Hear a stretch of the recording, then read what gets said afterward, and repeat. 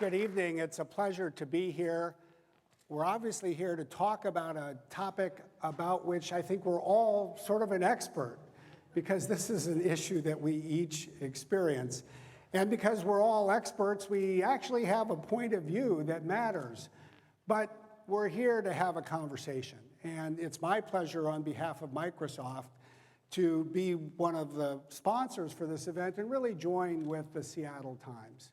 The LiveWire series started really as an idea from Frank Blethen, the publisher of the Times, and Frank, of course, is here in the front row this evening. When you think about it, great newspapers in this country have always played a role in starting conversations. And that's really the vision that Frank had for this series, and we've been so privileged to be a part of it.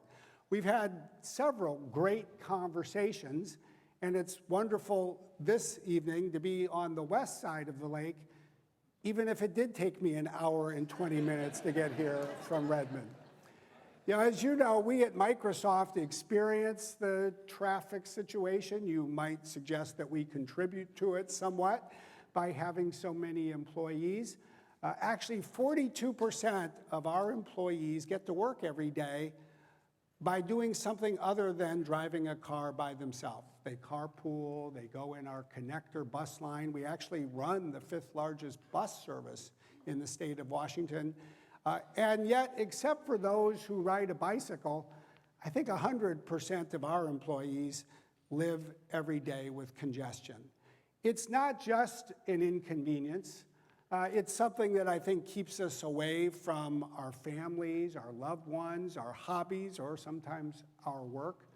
And for many people in this region, it is an incredibly significant expense. Studies have shown that the #1 expenditure for most households in this area is housing. That's not a surprise. But the #2 expenditure is transportation.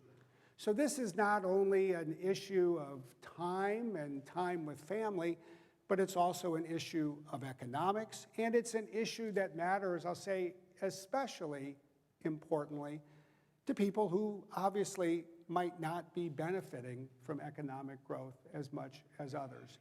That's all part of this conversation that we're having this evening.